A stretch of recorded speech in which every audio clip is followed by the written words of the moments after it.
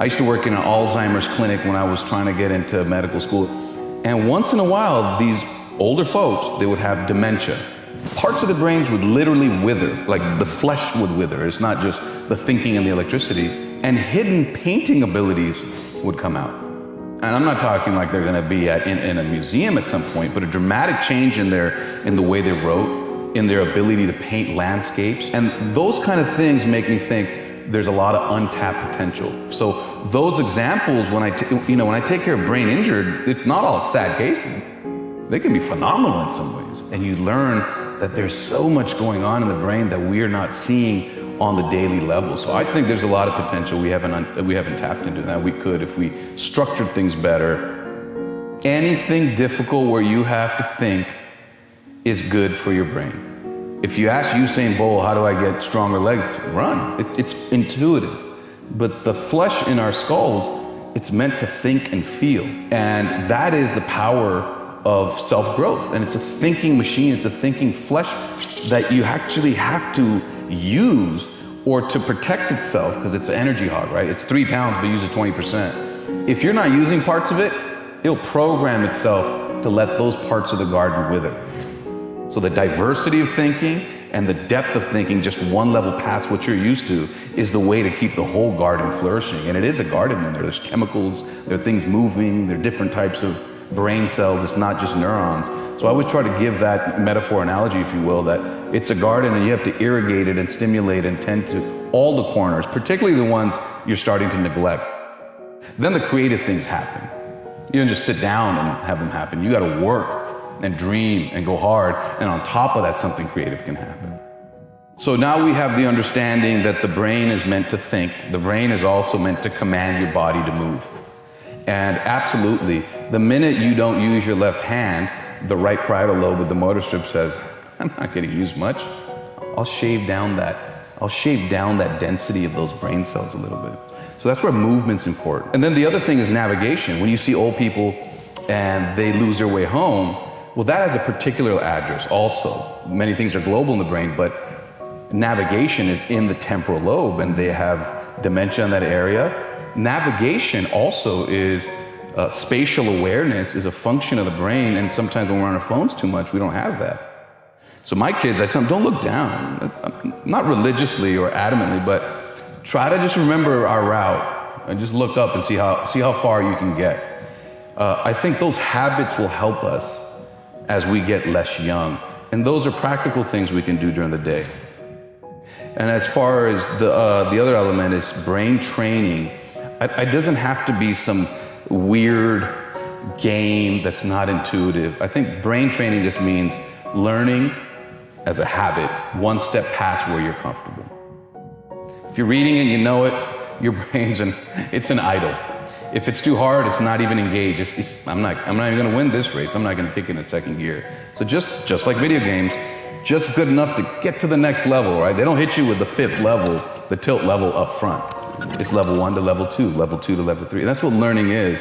So despite your knowledge and intellect, it's just that level right beyond you that is brain training. So you don't have to buy an app. You just have to challenge yourself and think. Brain's a hybrid vehicle. It grew, it evolved through thousands and thousands and thousands of years of lots of food scarcity. You didn't eat all the time. And so it's got a backup mechanism called ketones. So after 16 hours, if you don't put glucose in and the liver's done releasing the glucose it's held onto through glycogen reserves, then it'll start burning fat. It'll clip off those oxygens and hydrogens, and they'll make ketones out of it. Intermittent fasting can also help you lose weight. I think that's why most people are interested in it. But it's the way the brain prefers to get its fuel source. And it's based on a diet.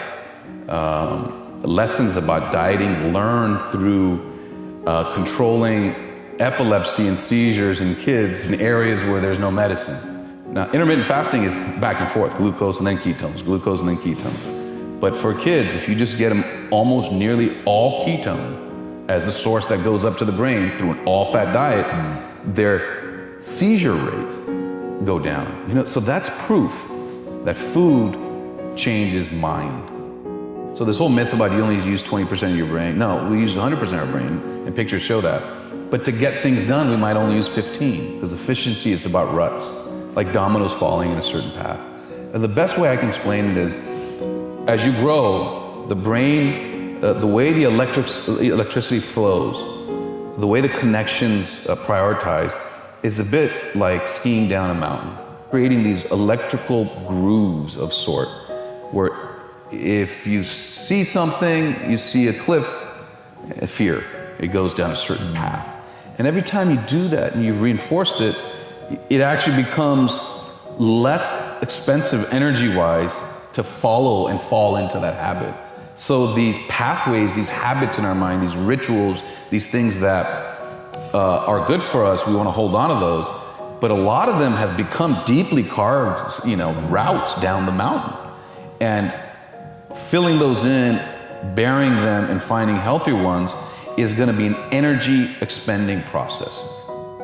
The effort will be harder in the beginning, and then as you create a new route down the mountain, you can condition yourself to having more favorable and constructive responses.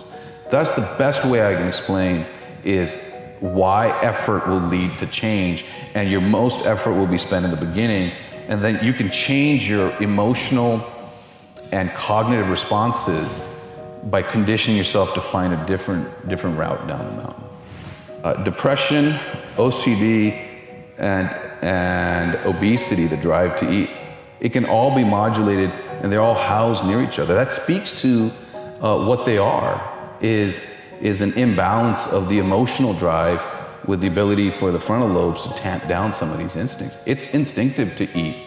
Sometimes it can feel instinctive to be depressed.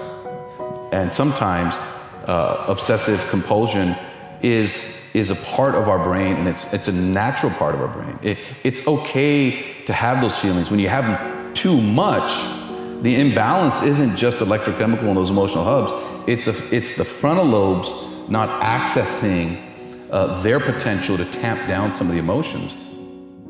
That thinking of creating new habits, creating new values, creating less triggers in your life, that's the opportunity that we all have. And I think that's the project you're working on. What's the stuff we can control without zapping ourselves and without putting pills in us? Those things set the boundaries, but the frontal lobe regulation of how we feel is in your own command. Thought can change how fast your heart beats. Why wouldn't we believe that thought can change those subcortical structures about anxiety and depression? If you get depressed, you're sort of, you can get stuck. But people who aren't having those mental health issues, but just want to be better and live a more rich life in the sense of personal experience, we can think about our lives and our habits and triggers and create effects inside us. The mind-body connection is mind down to body. And many people feel, body back up to mind, and that's where meditation and meditative breathing come in. It's not a simple one. It's not a quick fix. It's not gonna be a bullet. It actually takes work. You mentioned repetition. It takes work, it takes effort, and there is no shortcut to it, but it's a glacial change that can happen over a few months to a few years. And I think once, like people go to the gym, they can't not go to the gym anymore. I think people who find these rituals and habits that make them feel better, they become addictive to that, and they're constructive and they're not pharmacologic. You exercise and it releases it, it showers itself. The brain says, hey, I'm feeling good, this is good, I like this.